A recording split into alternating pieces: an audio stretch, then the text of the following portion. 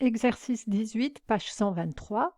On vous dit l'hiver, l'énergie utilisée pour produire de l'eau chaude et pour chauffer un logement pendant une durée de 8 heures est égale à 80 kWh, ce qui correspond à une puissance de 10 kW. Retrouvez, donc là il faut retrouver la valeur de T à partir des valeurs de l'énergie et de la puissance. Donc, on vous demande de retrouver une valeur qui est donnée dans l'énoncé. On va essayer de retrouver cette valeur-là.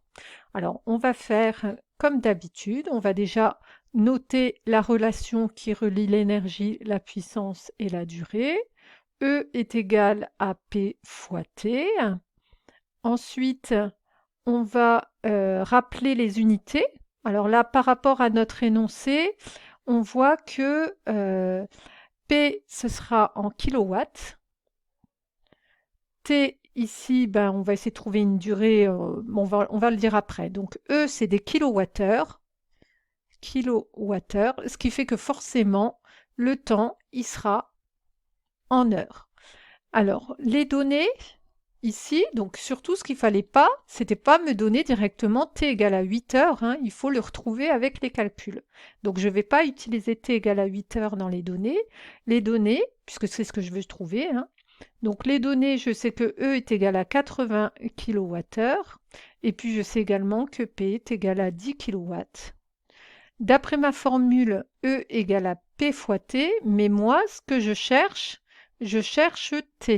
Alors, comment je fais pour sortir T de cette formule?